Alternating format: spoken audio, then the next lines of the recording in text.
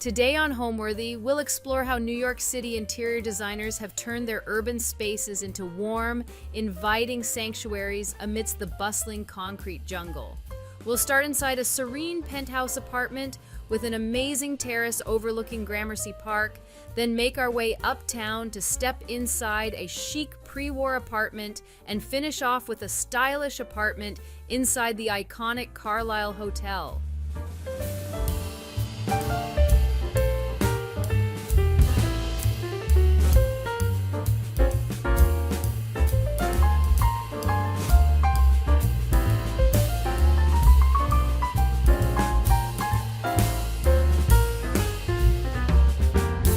You're watching Homeworthy, where we believe every home has a story. Before today's episode, click the join button below to support all of the storytelling we do on this channel.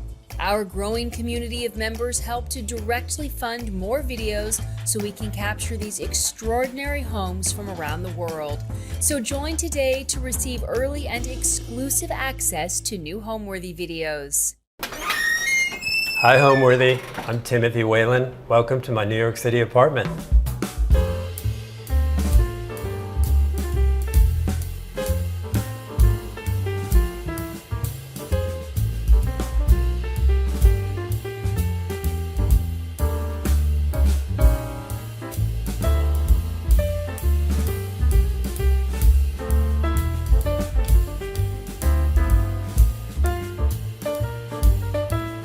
You're watching Homeworthy, where we believe every home has a story.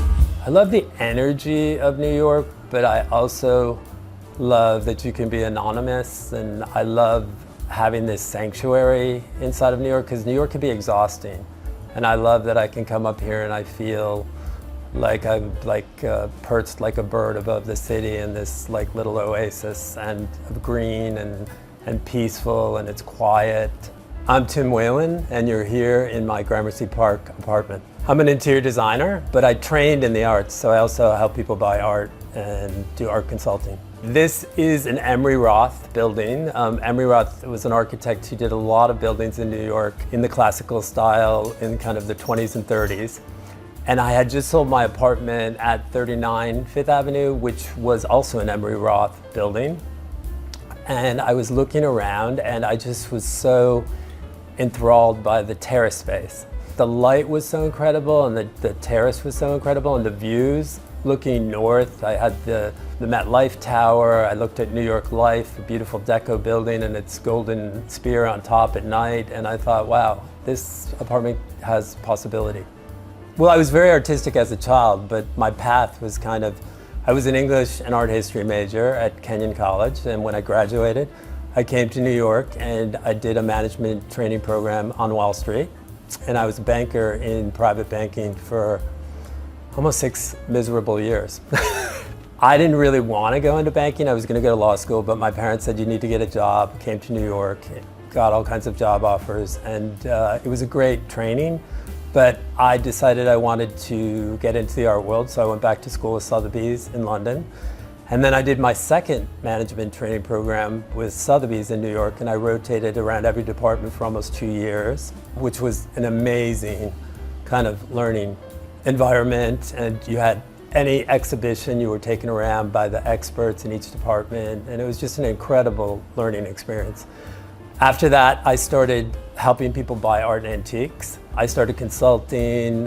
Sotheby's asked me to inventory a big collection of decorative arts at 740 Park for Saul and Gayford Steinberg.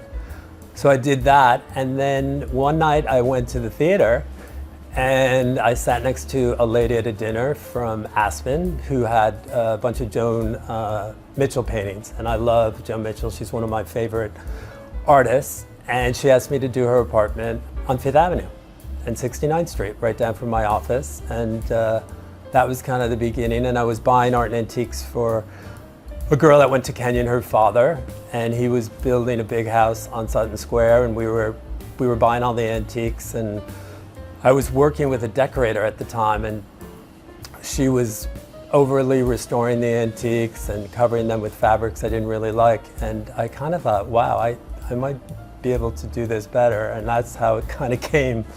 That's how my business kind of started.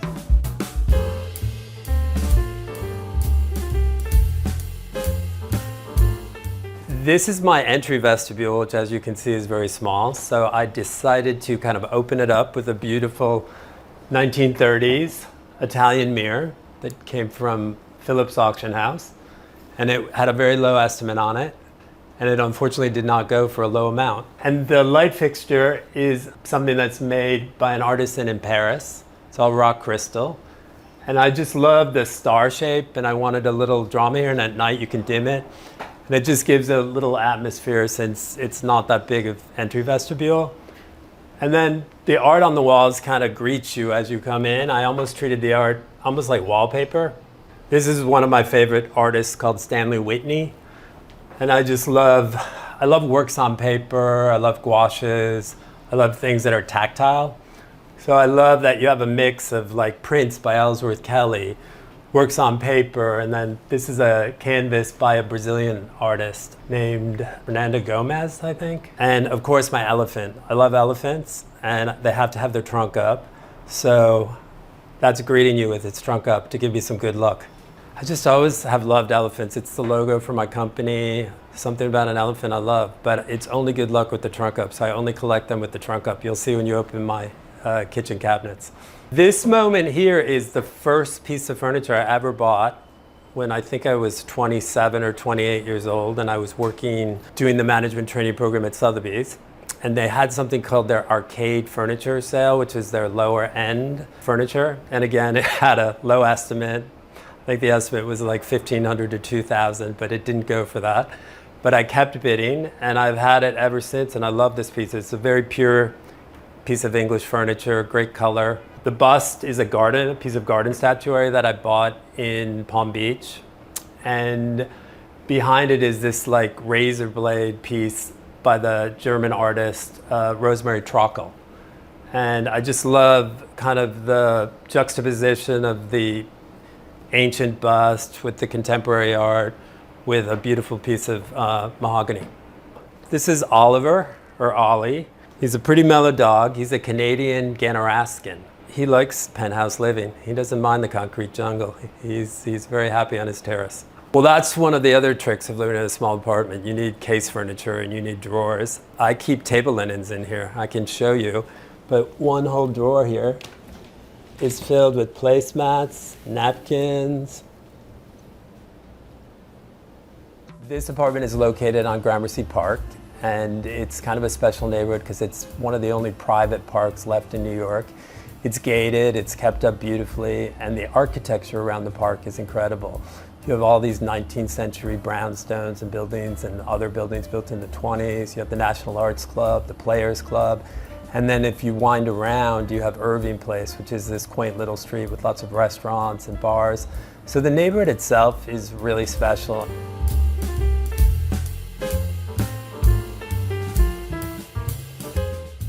This space is the heart of the apartment, and what I did is try to maximize the seating in this area because I love to have friends over and entertain.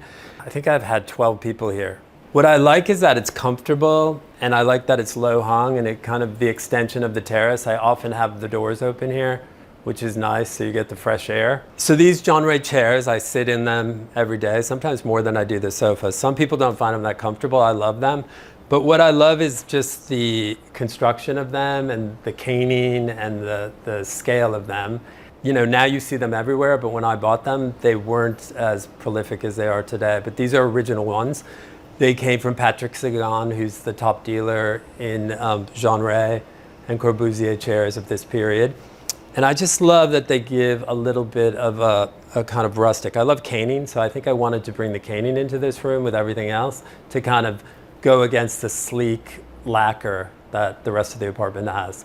You know, this apartment has just a lot of things I bought on travels, or things like I bought this little inlaid Indian chest. I bought that in London at one of the antique fairs. And then a mix of kind of art that I bought over time. These I bought at an outsider art sale. These are actually Nigerian railroad ties that are made into sculpture.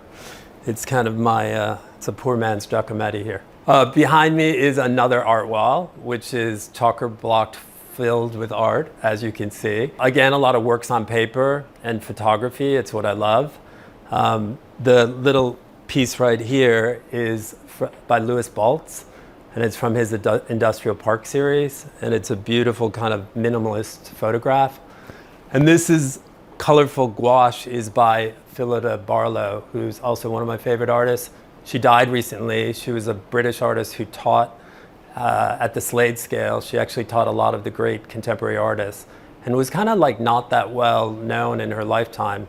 Hauser and Wirth kind of tried to champion her art towards the end of her life. I think she was close to 80 or 90 when she died recently. But I love her art, I love her sculpture, and this kind of makes me feel like I'm moving farther up into the sky in this penthouse apartment.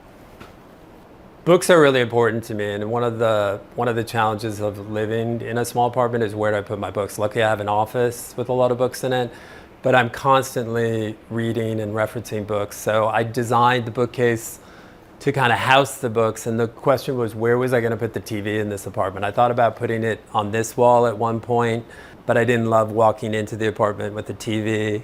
Would have been kind of nice when you're cooking to have the TV there, but this was a better spot. So we designed the bookcases kind of around the TV, and we measured the books. It's always important to measure your books to make sure they're going to fit for the depth.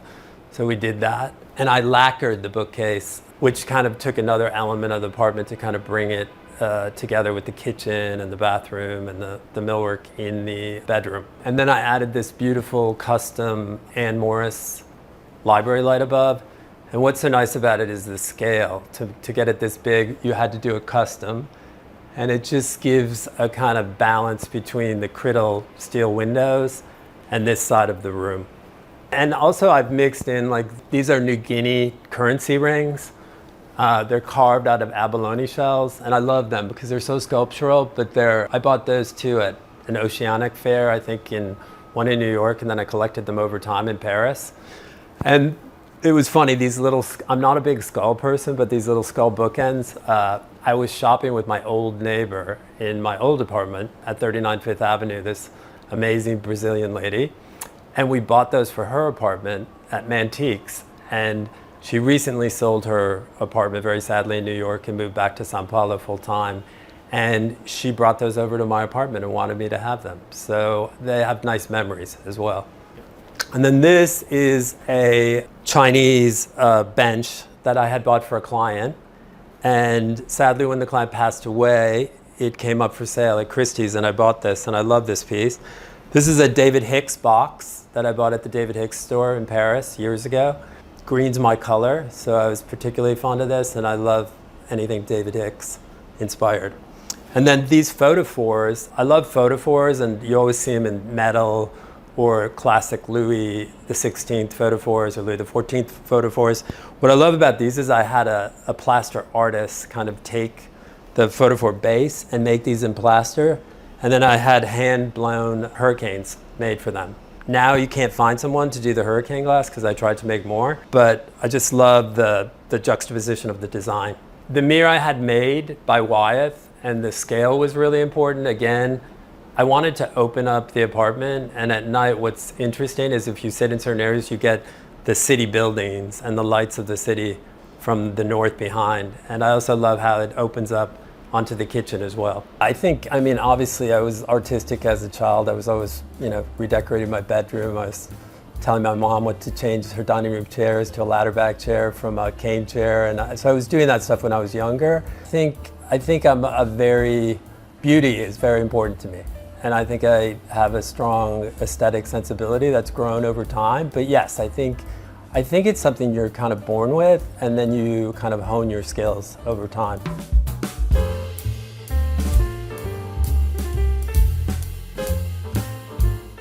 So this is my terrace. It's the whole reason I bought the apartment. I'm just having this expanse off the kitchen, the living room, and the bedroom makes such a difference. I tried to create kind of a green oasis where I was kind of secluded, but I could see the sky and the buildings beyond. And I have a fountain that runs that makes me think I'm in the countryside with a rolling river, even though it's a restoration hardware fountain. I brought lots of planters in from different areas. This is a company in Belgium that makes these big planters, and it's called Atelier Verkant.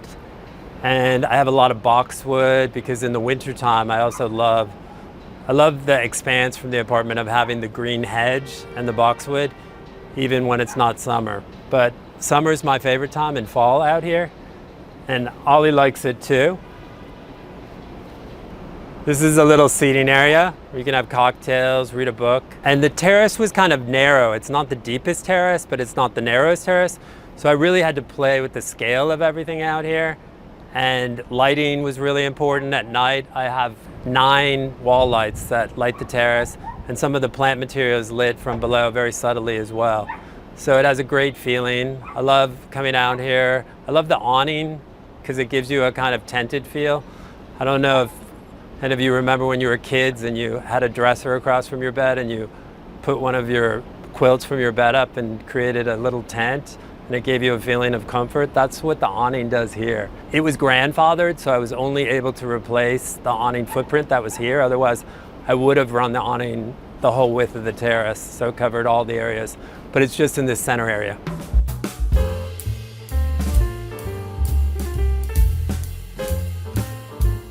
Now we're under the awning, which is kind of the central part of the terrace. The focal point is the fountain, looking straight through the doors from the drawing room with the 2 boxwood on each side. And then it's divided into the other side, which is the seating area, and over here, which is your dining area, which is one of my favorite areas of the terrace. I have great dinner parties out here. Probably the best month is September, October. May's pretty good too. And summer dinner parties are fun too, but I really like the spring and autumn dinner parties out here. I can seat 10 people comfortably out here. I have 2 side chairs that pull out, and I come out here for my morning coffee. I come out here for glasses of wine or a margarita at night. But this is kind of the best area, and I think what I love too is I love all the Cream City brick. And I love how you have this little arch moment over here, which goes back, which I've made kind of Ollie's area off the kitchen. But if you look down into the arch, it's one of my favorite things. It kind of takes you back in time. Pavers, Pennsylvania bluestone that we have on a pedestal system. When I bought this apartment, it had these beautiful old terracotta tiles that were all over, but the co-op made me change it when I did the alteration agreement and the renovation. And I love the bluestone pavers. They've held up really well, and they kind of give a continuity to the old terrace. As far as the plant material, I tried to keep it pretty structured and green. There's certain views I wanted to highlight and certain views I wanted to kind of make go away. So I have these great ivy walls in 3 places, 1 above the fountain, 2 at each end, and then I have a ilex hedge. I tried to create structure with green walls, and then shape with the boxwood balls. I have 4 boxwood lollipop topiaries, and I tried to unite everything with the pots, which are all this Belgian company that made these big square pots and all the round pots that you see up against the periphery of the apartment.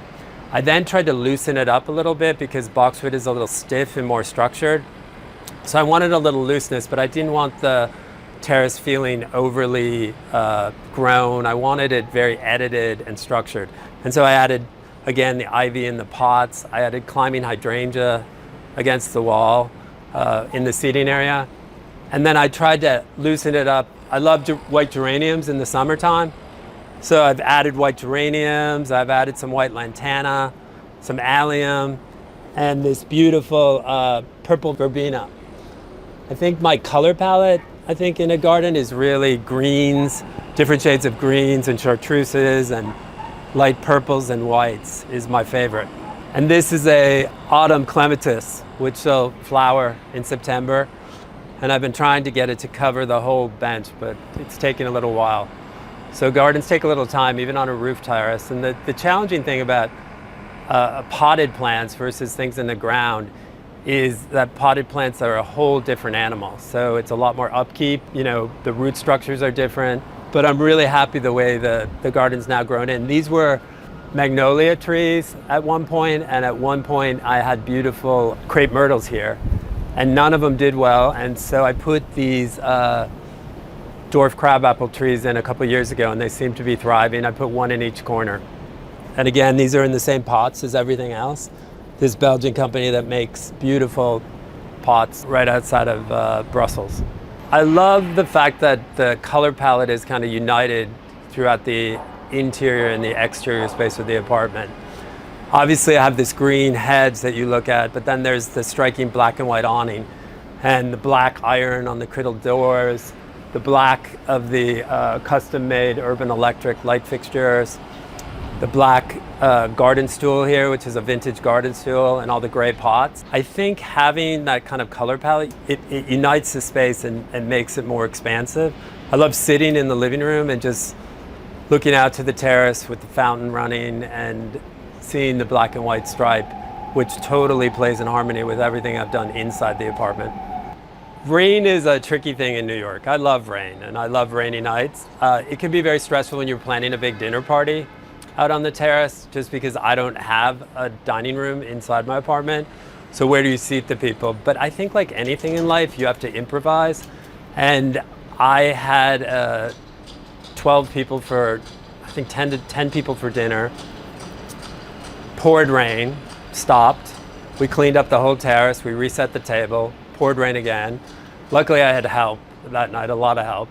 But it ended up pouring, I just rained the whole night for the dinner, and we all sat on the sofa with our food in our laps, and we had the best evening. So I think like anything you have to improvise, but definitely having a dinner party and hoping that you've been a good boy and the gods are cooperating that night is always a very good thing.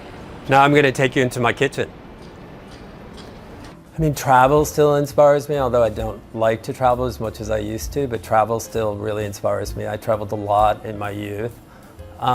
Curiosity inspires me, so I love the art world. I love learning about art. I love artists. Nature inspires me. I find all those things very inspiring, and I think sometimes you need them to feed your creative juices and to kind of make you rethink things in interior design. I think also fashion is interesting. I'm not a big fashionista, but I watch fashion, and I think watching fashion also inspires you with interior design.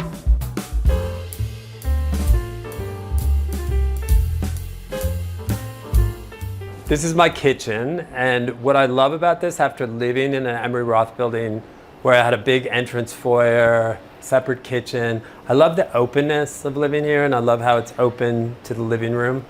And again, because it's open, I have to keep things very neat and tidy, and I had to think about the surfaces and what you were going to look at and what you weren't, and it actually works really well. I carried the same honed Carrara marble both in the bathroom and the kitchen, and I brought it up to the backsplash because I wanted to unite it, and I love the way it comes down on the side here as well.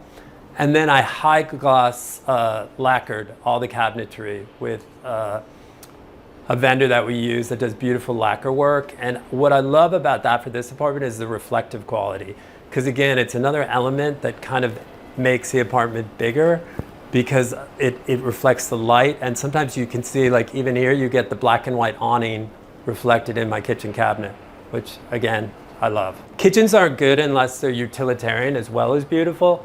So while I'm edited here, this is a great kitchen. I often have dinner parties where I have chefs cook here, and it works perfectly. They also have to be a little neat because the guests can see it all, but it seems to work, and people seem to have a good time. In a small kitchen, I have everything I need. I have a big, deep sink. I have a little niche here. I also love niches in kitchens. Like I love where you can display beautiful, these are beautiful green David Hicks glasses, again, that I bought at the David Hicks store in Paris when I bought my box.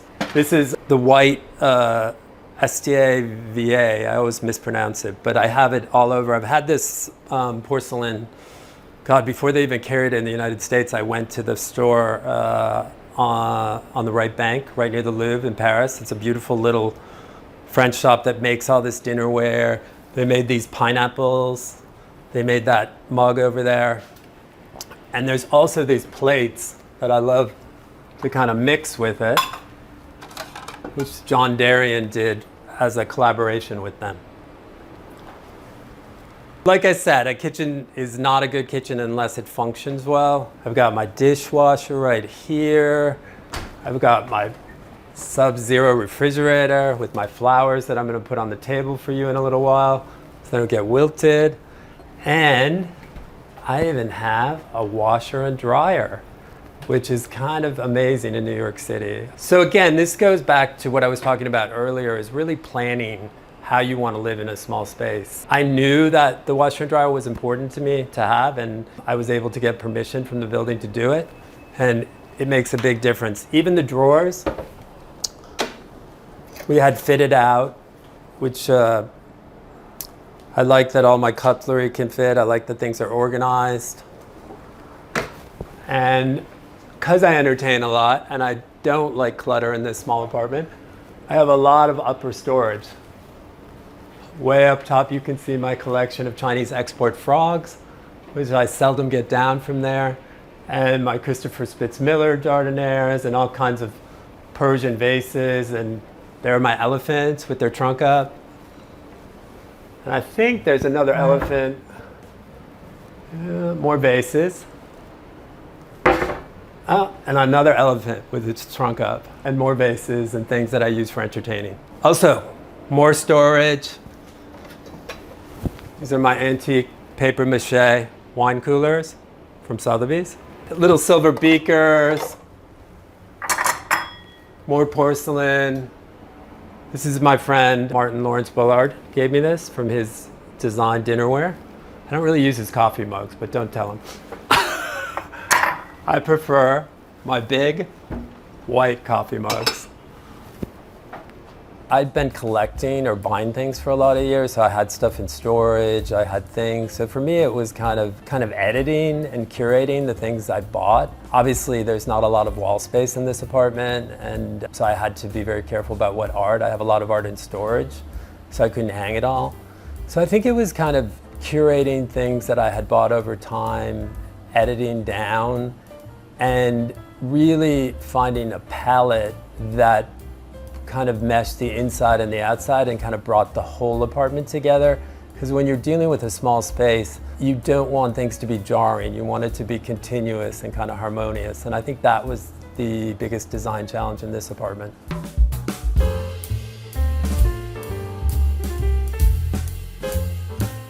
This is a smaller one-bedroom apartment, so I wanted it to feel the expanse. It has high ceilings and this beautiful light and beautiful windows. So I kind of took off the color palette of the rest of the apartment and kept this room a little more minimalist and black and white with less color. The walls are a soft gray, and all the cabinetry is done in a high gloss, beautiful lacquer, which again gives a reflective quality, and it ties your eye into the lacquer cabinetry in the kitchen. Just to give you a continuity. This was all bespoke. We had it made.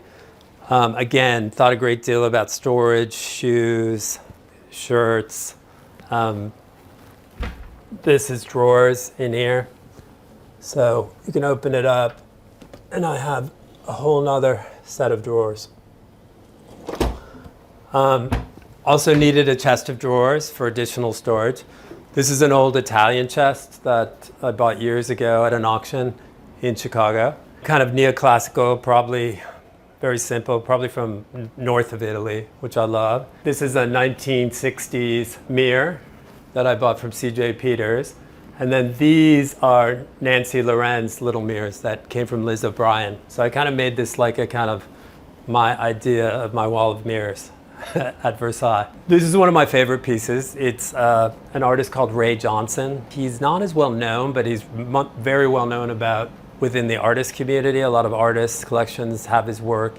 And Frances Beatty had a beautiful show at her gallery, and I bought this piece. It's a portrait of Emily Dickinson, which I also love since I was an English major. And I just love the singularity of it on this wall. It's very strong, so it can carry the wall. With these beautiful mirrors, which are also kind of works of art in themselves by Nancy Lorenz. And I think this is by Sejan and something. They made these mirrors in the 60s. Again, I have too many books, and I've slowly started to just pile them up on the ground, which some people might say is clutter, but for me, it works. These are Robert Keim wall lights. I did a custom lampshade on them with a custom trim. Again, what I've tried to do in the apartment, you have these beautiful black iron criddle windows, or steel. And what I love is how I'm looking at the back of a sofa, but all the colors and the stripes and the green wall kind of mimic what's happening in the interior of the apartment. This is a beautiful CNC Milano bedspread.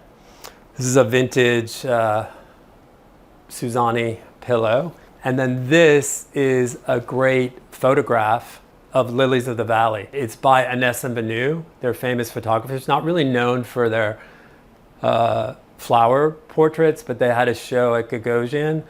And it just had a lot of meaning for me because growing up in Wisconsin, we had a screen porch, and Wisconsin winters were long and cold and tons of snow. And every spring, this field of lilies of the valley would come up on the side of our screen porch. And so hence this piece of art, which is actually a photograph, which I love. What I think is special about this apartment is I have this window here where I get beautiful morning east light, and it mimics to this window in the kitchen where I get beautiful west light at the end of the day. And this access point is so nice, but I also like to be able to close it off. So I have a pocket door here. And pocket doors are great when you're tight on space if you have the room to fit them in, because doors would have kind of encumbered here. I also lacquered this little alcove here, which also, again, brings the light, gives you a feeling of space and height right here. And then if you come through here to the closet and the bathroom, I also have French pocket doors that go here, so I can close these off.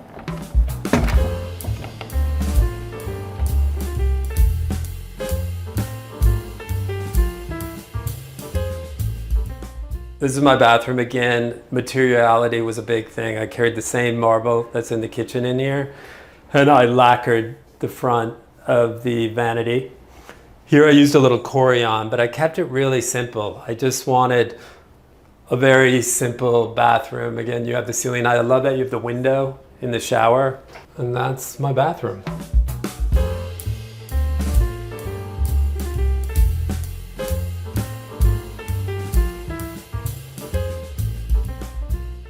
We're about to go into the magical Gramercy Park with our key, and we're waiting for the elevator. And this is my elevator lobby in my 1920s Emery Roth building. Little Syrian chest. The floor is terrazzo, it's original. Actually, it's one of the few original things on this floor, which is nice with the mahogany elevator door. And it was pea green. I just painted it a little pharaoh ball to match the terrazzo. And just took that stuff out of storage. This chest was in storage. These photophores were in storage. This is a little Renica Dykstra photograph that I bought from Marion Goodman Gallery years ago. And I had some green plants in here, but it doesn't do well. So now we just have some orchids. Yeah, it's funny, when I renovated the apartment, I wasn't able to do anything with the elevator lobby. So recently I've been able to just kind of spruce it up with some objects and pieces from storage. And it makes me a lot happier when I walk into my apartment and I arrive on the 18th floor.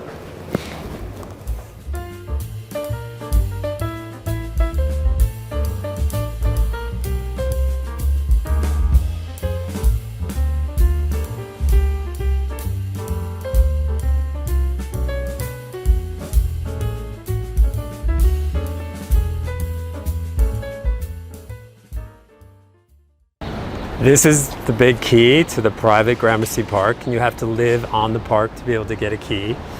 Our building has one on this beautiful key. What would you call that? A key block? And I'm going to take you into the park right now. Come with me.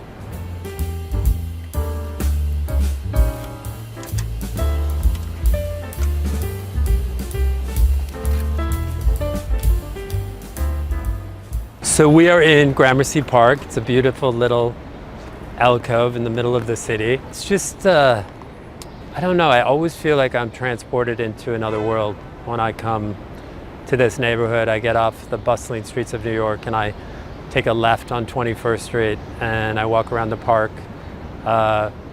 It has a kind of magical, and as if time kind of has stood still for a moment.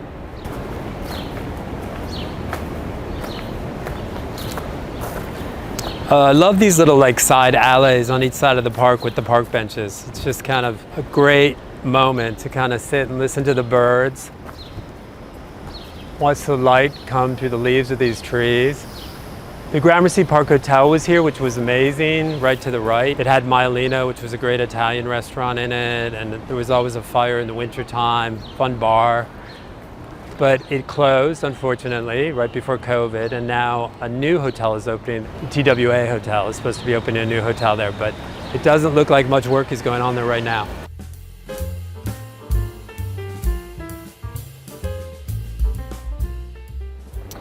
Well, this is the central access of the park. You're coming from the west side, from Gramercy Park West, where we entered. And this kind of brings you to the central access, which runs into Lexington on one side and Irving. So why don't you come with me and we'll walk to the center of Gramercy Park.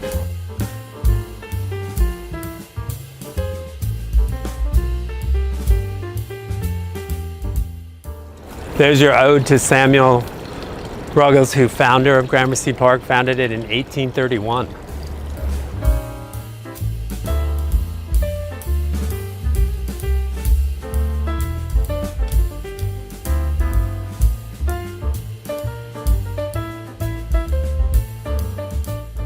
So this gravel path kind of takes you to the central access of Gramercy Park.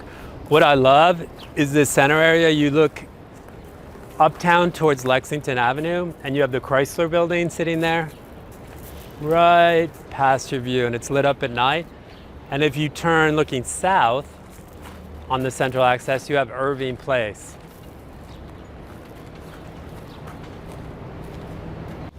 I think just the peacefulness and the quietness of just being, it's just the green and the peacefulness, and I feel like it's been preserved really well by Arlene Harrison, and she really works on keeping the neighborhood, keeping the park beautiful, keeping the neighborhood safe. I know it's a privilege to have a private park in New York, so it's controversial, but it's totally funded by the Gramercy Park Association and the neighbors that run there. There's no city money for the park. It's just a very, very special place.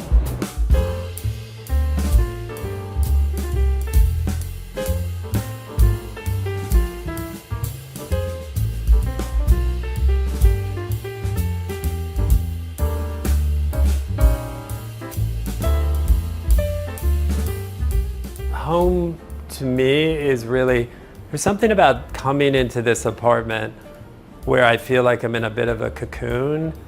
I love the size of it. I love the simplicity of it. And I just love, I could come up here for a weekend. I'm part introvert, part extrovert.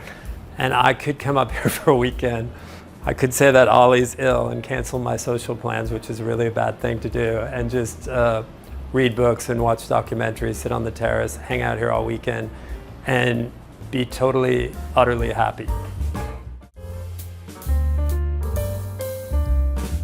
On today's episode of Homeworthy, we're visiting a family's cozy yet chic pre-war apartment in the heart of New York City's Upper West Side.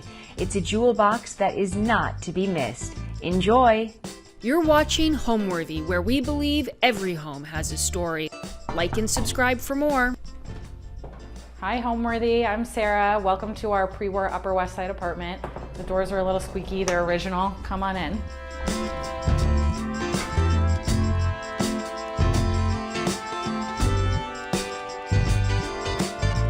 My name is Sarah Letterman. Welcome to my Upper West Side apartment. We're right off the Natural History Museum, and this is my pre-war co-op. I was always interested in doing something creative, and I was an art major in college. After that, I had a brief stint in the fashion industry, and I just realized this is not for me. I'm not cut out for this. My family had always said, you have a way with interiors, why don't you try your hand at that? I went back to the New York School of Interior Design, took some classes, and realized I actually am really passionate about this, and so it just took off from there. I've been in the industry for almost a decade. I started out as an intern for Bunny Williams, and then I worked for Tom Shearer for about 7 years. And then when the pandemic hit, I was having my second child, and I left to start my own firm. It's just taken off since then. And we also have a retail element of the business that we're launching in the next month as well. Welcome, this is our front hall. Interestingly, this is where we spend a bulk of our time as a family. My kids, as you can see, they scoot up and down, they have relay races, our dog is running around, we get ready here in the morning. And so to make it functional, I wanted it to feel balanced. There's two of these panels that are the same size. And so in order to achieve that, I got a console table and a sofa that were about the same width, and I tied them together by putting the same mirror over each one. And then there are 4 prints on either side, so it feels balanced even though there are 2 different types of furniture. They're about the same width. We really needed a front hall table to throw our keys and masks during the pandemic and, you know, make a mess. And then this is really where my kids put their shoes on in the morning, and you can find Ziggy there sleeping and taking a nap in the afternoon. This console table was a vintage table that I sourced on Cherish. It has a decorative paint treatment on it that I've always loved. So when I saw it and I thought to myself, I don't actually have to send it out to a decorative painter, I was like, this is the perfect thing. And then I had these mirrors made at the framer. And then interestingly, these prints were, I razored them out of a coffee table book. So cheap and easy, and I think they tie the space together. This is a vintage settee that my husband and I found in Sag Harbor, and it has an Indian block printed slipcover over it, and then a little vintage throw pillow also. So I really like to mix vintage things with, you know, we had the big front hall rug made by a vendor. So my approach is really a mix of custom, vintage, some high-low things. I'm not afraid of Pottery Barn, Crate and Barrel, and, you know, I like to just mix it up. Our building was built in 1925 by a very well-known architect in Manhattan, Emery Roth, who designed very classic layouts. And I really wanted to look at Emery Roth buildings when we were purchasing our apartment, because I knew that it would have good bones, and I really wanted something pre-war. So I liked all of the classic elements like picture frame molding, and it just had a lot of character. And we have 3 bedrooms and 3 bathrooms. Before we moved into this apartment, the layout, it remains the same. We gutted the bathrooms and we did some cosmetic work to the kitchen, but it was done on a dime. We kept the appliances, we kept the bones of it, and we repainted the cabinets and changed the countertops just to make it feel lighter and fresher.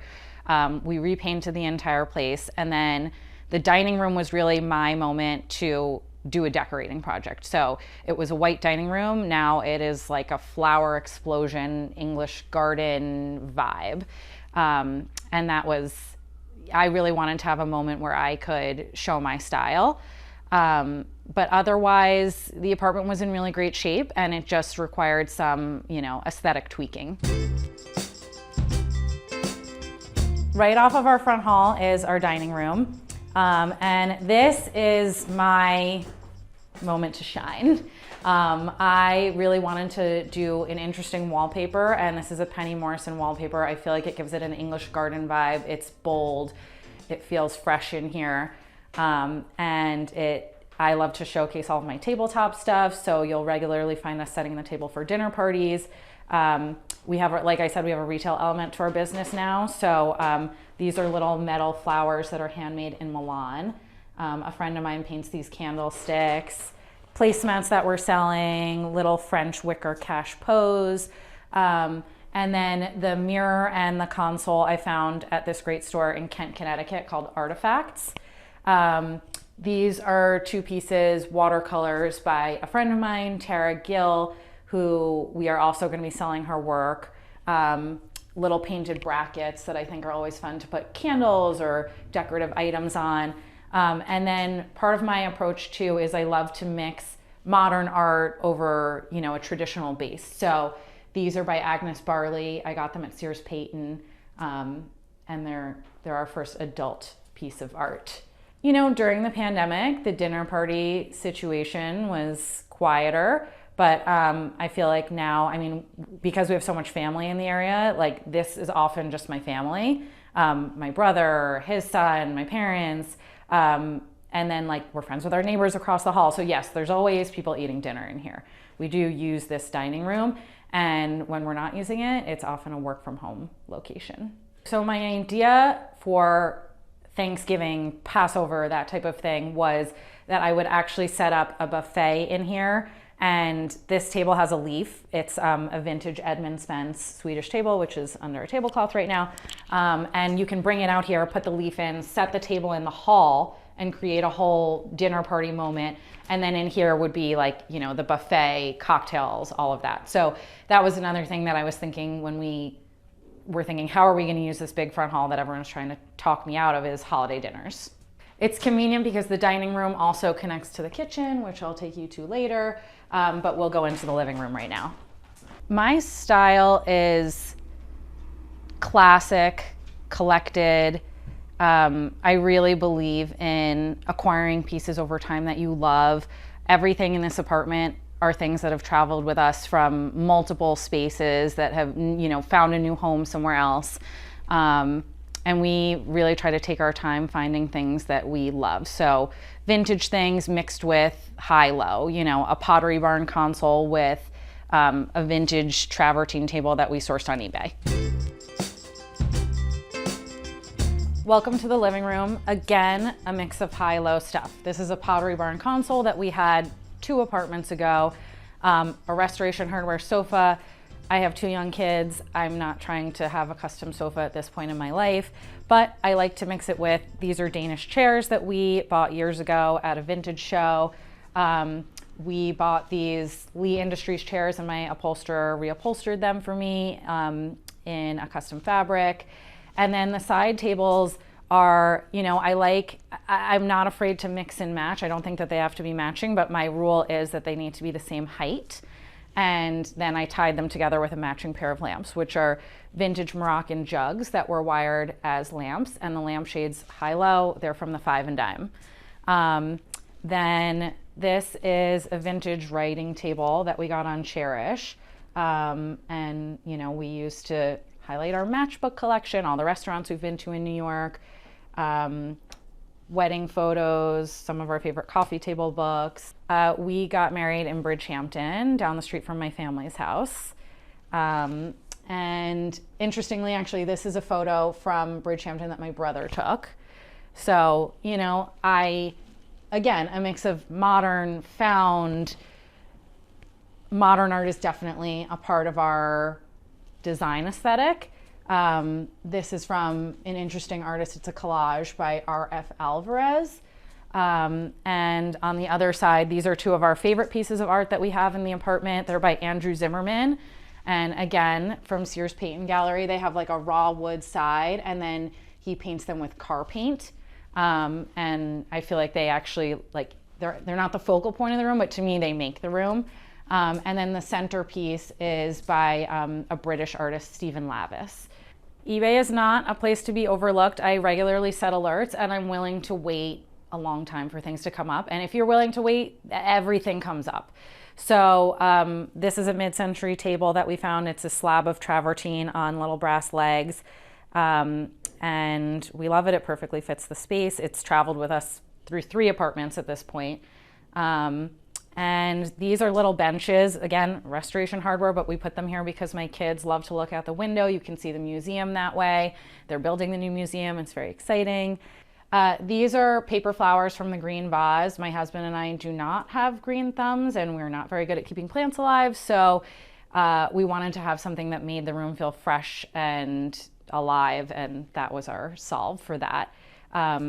The curtains are Fermoy fabric with a jute tassel trim that a curtain lady made for us years ago.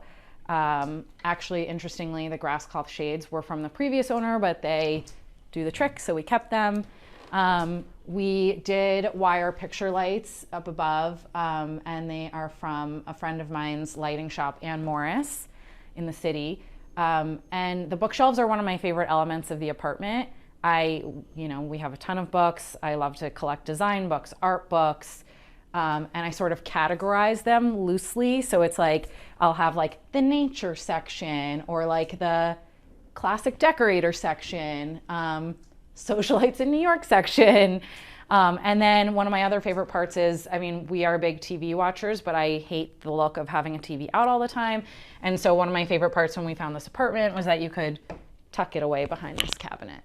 So my favorite books on these shelves are, there's a vintage book on shells that I collected called The Shell.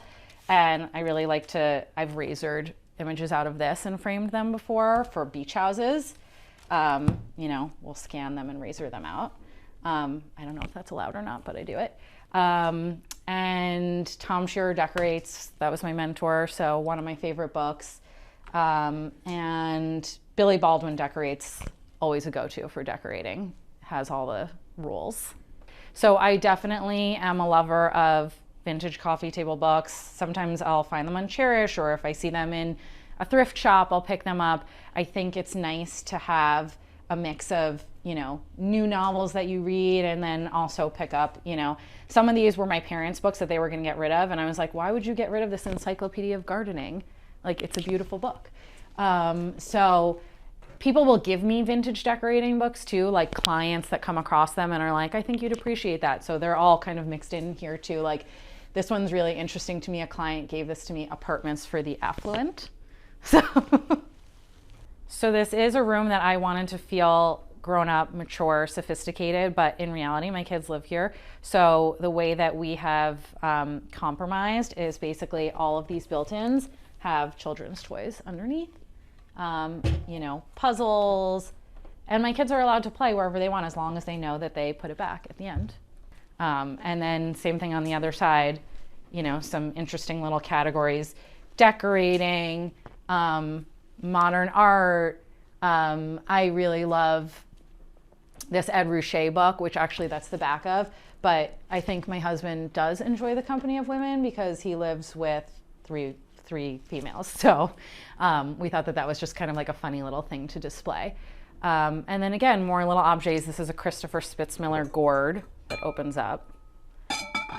And yeah, my kids are allowed to run free in here. They sort of know, they've learned to grow up and respect beautiful things. And they're always asking me, oh, you've changed this, you've moved this. They really are aware of what I do and making things beautiful. So Ziggy is often in the kitchen during the day because he's a barker, but he is allowed to sleep on furniture, and he has definitely made himself at home on every single piece of furniture in this house. The pillows on the sofa, again, I'm big into pattern mixing, and so they're a mix of, this is an African textile weaver, Nazuri Textiles, and this green one too. And then these are actually woven by refugees in Lebanon, and they're a line that we're selling out of my shop. And then these are just little block printed pillows by Walter G, which is a textile line that I like. But I really like that they can live together, but they're a little bit mismatched, a little bit kooky. My favorite thing about this apartment, which I say all the time, is the big front hall. I feel like the back of the apartment is a little bit of a maze of halls and bedrooms, and what makes it feel open and expansive to me is the big front hall, and we really utilize it. My kids scoot up and down in the front hall. We get ready there in the morning. My dog is up and down. I mean, there's so many people, you know, as an Upper West Side family, there's so many people in and out of our apartment all day, and it's really the heart of the apartment. Now we're in the kitchen, which is another very, very utilized space in the apartment. My kids eat breakfast here. They often eat dinner here. And also this is an area where they hang out and play. So we have this big Chillowitch mat here. We put cafe curtains in the windows because we look into an interior courtyard, and we didn't want to see the people across the street cooking all day. So gives us a little bit of privacy, but still lets the light come in through the top. Again, this kitchen we kept the appliances, we kept the layout, and it was really just aesthetic changes. So we painted the cabinets. I really wanted to carry some of the, you know, British garden vibe from the dining room into here and have it feel like a little bit of a British kitchen. And so I looked a lot at Duval, plain English, what kind of colors they use. This is a little Duval pendant, roll fixture, a Shaws of England sink. I just wanted it to feel like fresh and sort of like a little bit of a country vibe back here. We changed out the hardware for this brass patina hardware. We changed out the countertop, but it was really like done on a dime in a very just aesthetic refresh of the space. And then I think the most fun part of our kitchen is we put these cork floor tiles all over this wall, which is a place for us to put, you know, little mementos from our life. Like our wedding invitation is up here, a letter from the Tooth Fairy to my daughter, kids art rotates in and out. And so this is like, people come over and they think that this is a really fun element of the space. And then tons of storage. So under here, lots of tabletop stuff, all kinds of gadgets that my husband uses, KitchenAid. My husband is really the chef of the family, and this is his couscousier when he got into like a big Moroccan cooking phase. So we have lots of gadgets and lots of space for them, which is nice. This cabinet is like the focal point of the island, and I really wanted to fill it with beautiful things. So over time, I collected these Astier di Volate floral dishes, and the fun thing is when we have a dinner party, we'll take each one out and put it as the charger, and everyone gets a different flower. So that's kind of a fun little moment right there. And this is where my kids eat every day. So we're in here having breakfast. My little one has lunch here, and we regularly have dinner in this room. It's definitely more utilized than the dining room on a day-to-day basis, and it takes a lot of wear and tear. So I grew up on the Upper West Side. I went to high school on the Upper West Side. My parents live on the Upper West Side. My brother lives on the Upper West Side. We are really born and bred Upper West Siders. And now with our kids, I mean, it's very rare that my husband and I leave the neighborhood, but like we are here on the weekends shopping the farmer's market, going out to dinner. We're really passionate Upper West Siders. We're on our way to my bedroom, but I just wanted to stop and show you what is my daughter's bathroom, but also serves as the powder room for guests. So this is one of the places where we did do a lot of work. We gutted this bathroom. It was from like the 1950s. And so in order to make it serve both purposes, I chose this hand-painted terracotta tile from Tabarca. I custom colored it. I feel like my daughters love that they have this flowery bathroom, but it's also a nice place for guests to come when we have a dinner party. And what we'll do is we will often turn off the lights and, put this on a dimmer, and it just feels like a whole mood in here. And close the shower curtain. And the walls are actually a Moroccan treatment called Tadilact, which has a sealant that makes it waterproof on it. And they're sort of a light sea foam and some vintage prints, and call it a day. This is the hallway to our bedrooms. During the pandemic, we were getting a lot of complaints about my children running up and down this hallway. So as a compromise, we put in wall-to-wall carpeting, which insulated the floor a little bit more, dampened the sound, and honestly, I think it makes it cozier back here anyway. So come with me to my bedroom. This is our bedroom. We really wanted it to feel like a moment of zen.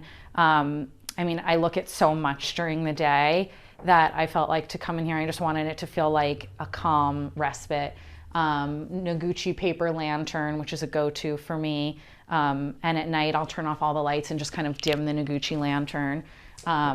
Cozy fluffy chair, which again, high-low. It was an Anthropologie find from a few years ago. Curtains are from Schumacher. And again, the grass cloth shades were here from the previous owner, which was just a nice leftover. This is my favorite piece in our bedroom. It's a vintage Edmund Spence dresser. And over the years as a designer, I have purchased these for clients to the tune of like $10,000.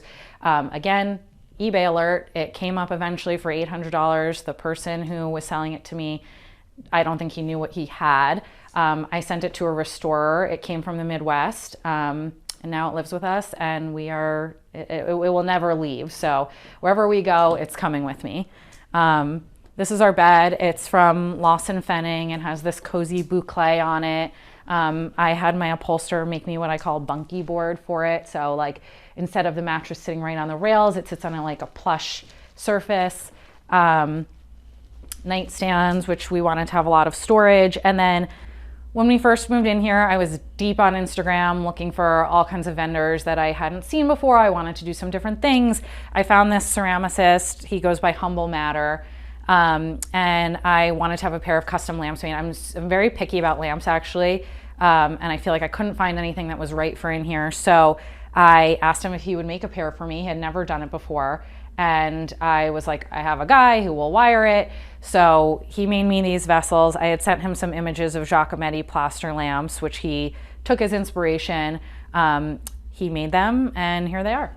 Speaking of lamps, I was on a girls' trip in LA, and another designer friend took me to Blackman Cruise for the first time. I hadn't been there, and I just fell in love with this little guy, and my kids love it too. It has just like a little brass knob, and it's very satisfying to turn on and off. And at night, when I turn off all the lights, I'll just dim the Noguchi light and sort of dim this, and it's a whole mood in here.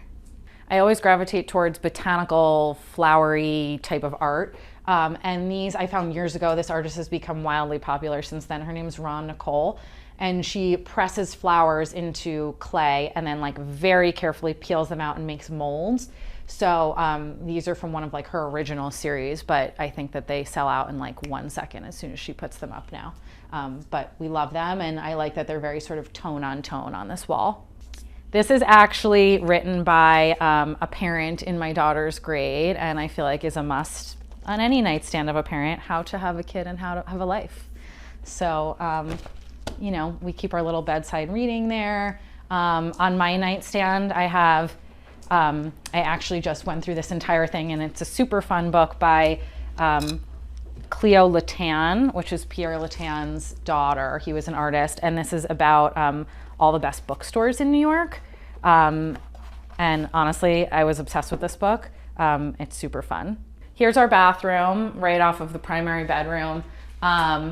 We also gutted this bathroom and completely redid it. We wanted it to have like a spa hammam vibe.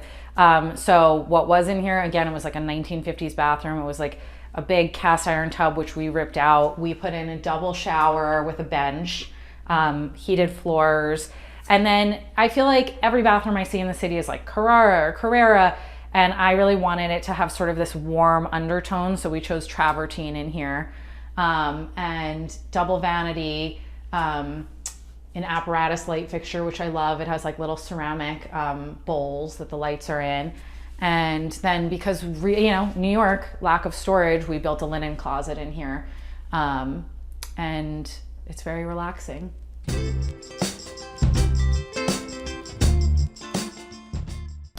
This is my older daughter Gemma's bedroom, and it really serves as a place where both kids come to play. They use the kitchen, the dollhouse. My younger daughter Izzy's room is a little bit smaller, so this is Gemma's room / a playroom. You know, after she moved out of her crib, we had this Serene and Lily daybed previous apartments ago, and it has come with us, and it's now her bed. So I like that during the day we often style it as sort of like a sofa, place to hang out. And then she sleeps on it at night. Storage, again, we had these English trunks in a former apartment. They were our coffee tables, and now they have toys in them and lots of little knickknacks that my kids stash away in there. Their little play table, lots of hours spent here doing stickers, coloring, dollhouse, and then just little things like, you know, my daughter's ceramic cat that she made at school. Again, lighting, like I find finding lamps that I love so tricky. And this is by an artist, Rebecca Miles, and she makes these lamps through Nikki Kehoe, but I sent her a swatch of the wallpaper and had her match the flowers so that it matched perfectly in here. And then just to like take it one step further, I was again deep on Instagram one night, found this artist, Sarah Blomfield, who hand paints lampshades, and I sent her a picture of the lamp, and then she made the lampshade.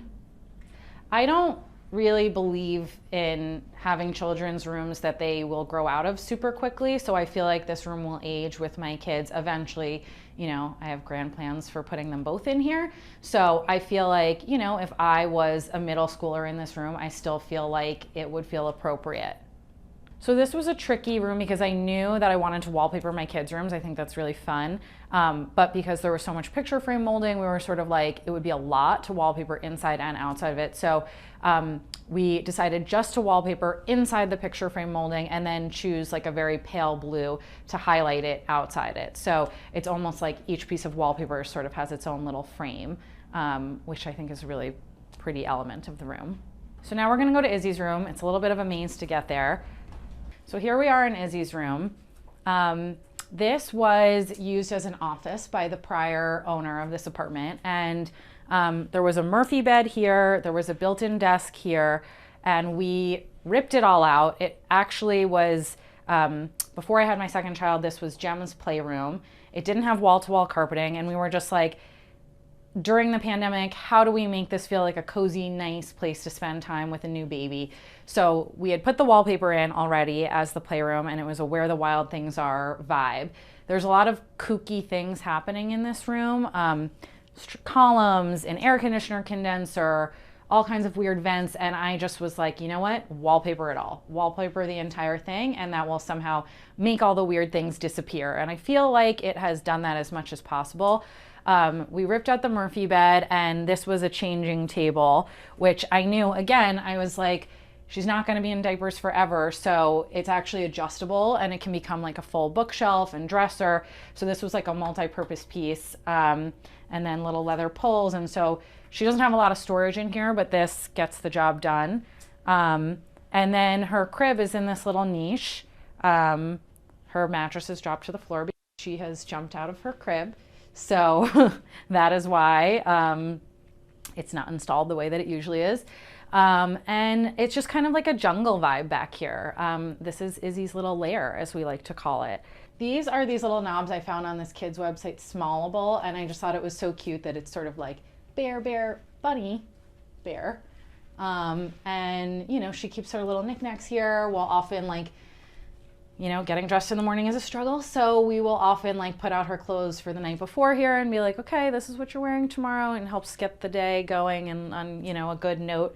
And then, you know, she has her books out, and all of her little stuffed animals, and then, you know, continuing with like the sort of jungle theme, all of the art is kind of like, you know, animal-esque, so lion, bird, butterfly.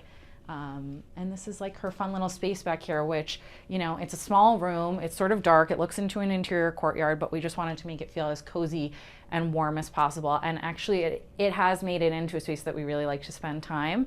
And we did put these blackout shades in right after we had her.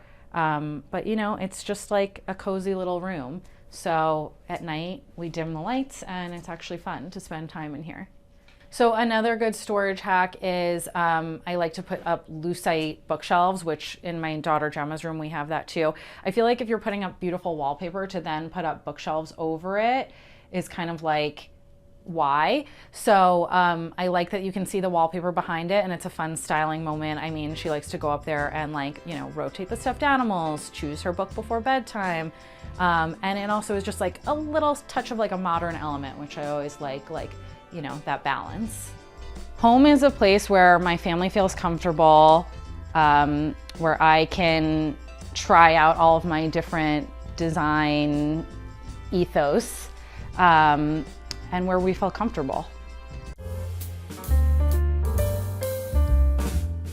Hi there, I'm Garrow. Come on through and check out my new home at the iconic Carlyle on the Upper East Side.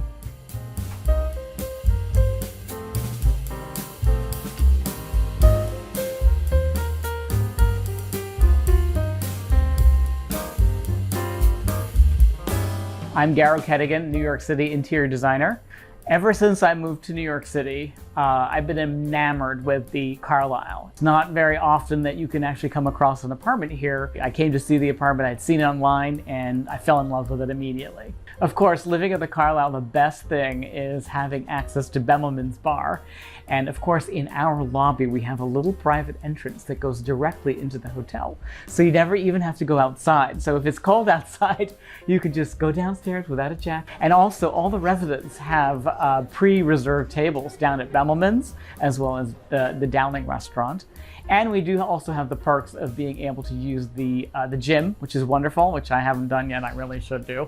And also you can order room service, although I don't recommend it because it's very expensive. I would say my design aesthetic is a streamlined classic. It's really rooted in traditional and classical architecture and design, but I do push the envelope with color. I really like to play around with my palettes, really pushing that envelope in terms of a little bit more bold, a little bit more styled. My upholstery is classic, but not fussy. So it's clean, but very traditional. So here is the lovely cocoon-like space that is the entrance into my apartment. Now, I always tell people, when you have a dark space, you should paint it dark. You should just go with it. Everybody has that knee-jerk reaction of, oh, I want to paint my dark space light. But honestly, if you want to create a little bit of a mood like I do, I love to take the opportunity to paint a dark space dark, make it high gloss. The sheen of the walls catches all the little embers of light that come through across from the brighter living room. It's wonderful. It's a wonderful technique. So I made this room a little bit of a gingerbread decorative element room. I painted panel lines on the walls, and people who know my work know that I love to do this detail. It gives you a lovely contrast, and it creates architecture where there is none. And one of the most fun little elements that I did was this little filigree across the top. This is from a great company called Decorator Supply in Chicago. I love everything that they make. So you come in through the front door, you have this deep, dark, mysterious, beautiful space. And what that does is it just augments and characterizes the light and brightness of the living room next door. It's very successful. Come on through. See how gorgeous this is? So when you have a dark space and you walk into a light space, it just further augments just the uplifting feeling that you get, especially in saturated color spaces. So this is my living room. It's not a huge space, but it is really charming. And just shows you then when you have a small space, you can actually, if you work with scale, you can actually have multiple seating groupings. I love to always use my banquettes. Everybody knows me for my banquettes. This one has a fabulous fringe trim. The color of the living room walls really takes its precedent in Dorothy Draper's mustard-colored yellow banquettes that are so famous in the lobby of the Carlyle Hotel. She has these wonderful mustard yellow banquettes that are really iconic, and they really they contrast sharply with a beautiful black detailing. So that really was my starting point. But the best part of this living room is really the access to the terrace. Here's this gorgeous, wonderful outdoor space, and having outdoor space really changes your life in New York City. And I took my cue from these gorgeous ironwood French doors. These are all original. And when I purchased the apartment, believe it or not, the windows were actually just a very banal aluminum white. So I actually had my contractor apply moldings onto the windows. Can you believe it? So these are actually the original aluminum windows. I had him apply these little strips of mullions that make the windows feel like the French doors. And by painting them black, you cheat the eye into actually thinking you have an extension of that beautiful architectural detail. One of my favorite little corners in the room is this little sofa niche. And it's fun because what I did was I actually put this built-in mirror, very Plaza Athénée, that reflects, of course, my terrace across. So it almost feels like there's another window here. And it's a great trick. Using mirrors is sometimes the best strategy in interior design. And one of my best tricks in this apartment was really to put mirrors in these jambs. And one of the things that it does, it actually makes the French doors look like they go on forever into the side wall, which is a great trick. A lot of the things that you see in my apartment are actually from the Paris flea market. Upholstery I have all custom made, but pieces like these dining chairs, I found these, actually they were painted a bright fluorescent green at the Paris flea markets, and I have I think about 12 of them, and they were very inexpensive. And I brought them back to New York, and I had my refinisher do this beautiful gilding on them, almost as though I imagined they were like this originally. Everyone that knows me knows that I love dramatic old master art, and this is actually one of my favorite pieces by the artist Géricault. He's a French artist, and he used to do the study of human forms, and he does beautiful oil paintings that have a wonderful character about them. And so I use a lot of his work in my interiors. I usually I email the museums that carry the actual paintings and ask them to send me a high digital image, and I print them onto canvas, which gives you a really good, very dramatic, but also a very contemporary take on a traditional theme. So I love spending time out here. I really have amassed a bunch of little plants, so I've never been a very big green thumb. But honestly, I'm surprised I've been able to keep everything alive. And I love to buy all these wonderful little objects that I find, like this. These were in Stamford, Connecticut. This little armillary sphere. These little pots, are fun. This was actually a little console table that I actually had in my bedroom in my old apartment. And I said, let's just try it outside. It looks rustic enough. And then this great little mirror, which I love. And of course, the awning. It's rain or shine in New York City. It rains. 1 minute it's sunny, and the next minute it's raining. So it was great to have a lovely little terrace awning. This was originally the primary bedroom of this apartment. But if you're like me, you spend most of your time at your desk working. So I've turned this actually into my library, only because this room has great exposure. It has another terrace off of this room.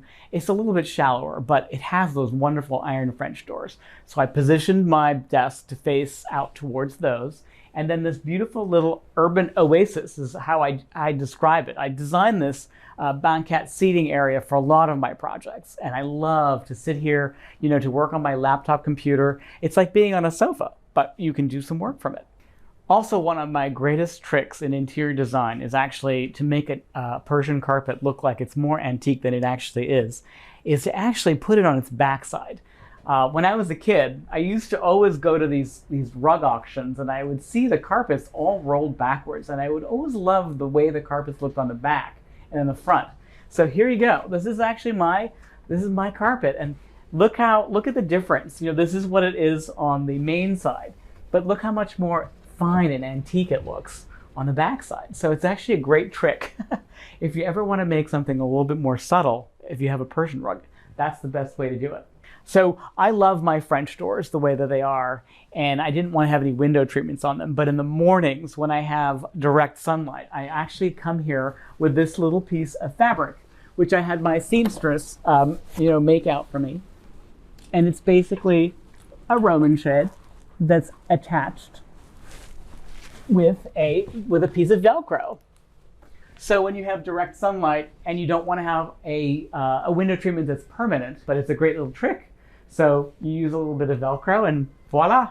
This is my desk area. And then I built these two cabinets very formally to sort of anchor the room. I always wanted a red room for myself, but red is actually a very tricky color. It could be very severe. It can be very hard, to be in a red room all the time. So I really wanted something that was friendly and had a little bit of personality and a little bit uplifting. So this color is actually more towards an orange.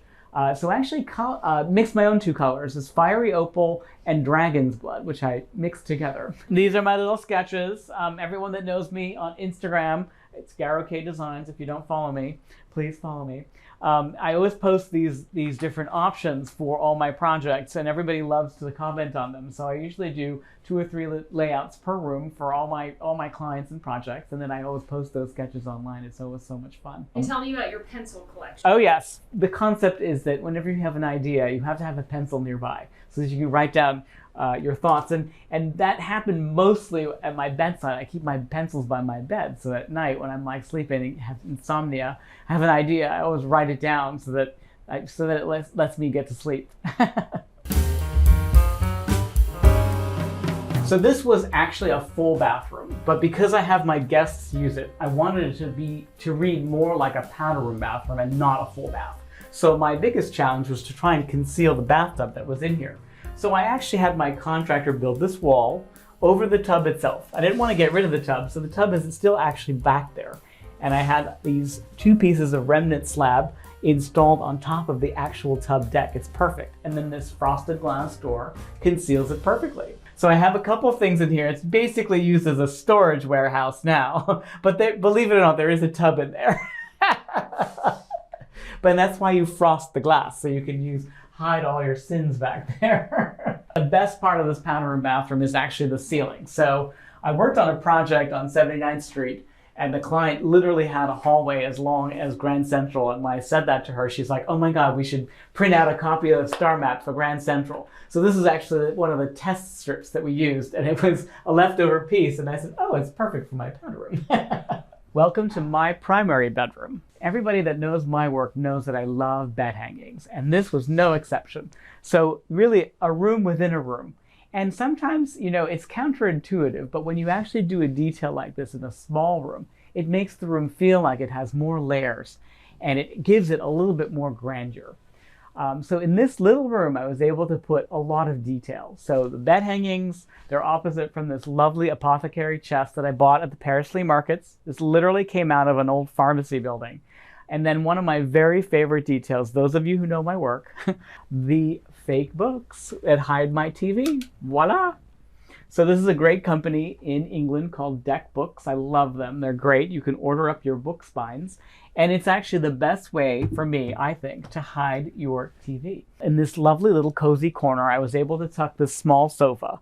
And I love this because in the evenings, I come in here and I retire from the day, watch a little bit of TV before I go to bed. And on this wall over the sofa, I put this gigantic, oversized printed canvas, this landscape. Because if there were no apartment there and a window instead, you'd actually see Central Park.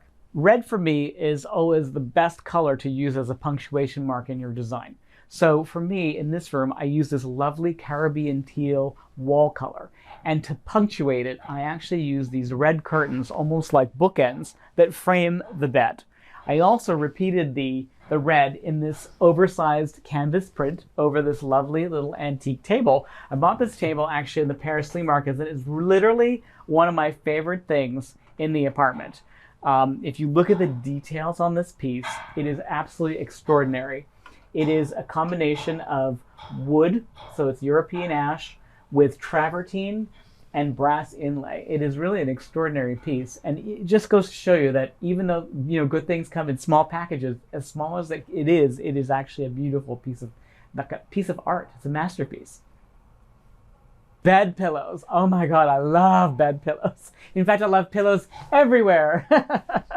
You know, these are sort of a collection of eccentric and fun fabrics that I've collected over the years. So these were Etro, beautiful hand embroidery pieces that were left over from a project. This is a gorgeous fabric that's from Quadrille. It's now been discontinued, but I love it.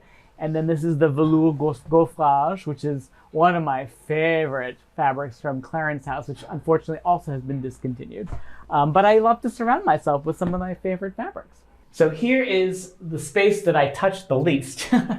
I always say that I love the old pre-war bathrooms in New York City. And this was actually a wonderful, classic Carlyle black and white bathroom. I anchored the room with this wonderful antique mirror that I found in the Paris flea markets. And you know, why not? You know, why not use a beautiful antique in your bathroom? You know, it always makes your utilitarian space feel more like it's more of home. If you're like me, well, in New York City, the best thing I make for dinner are reservations, right?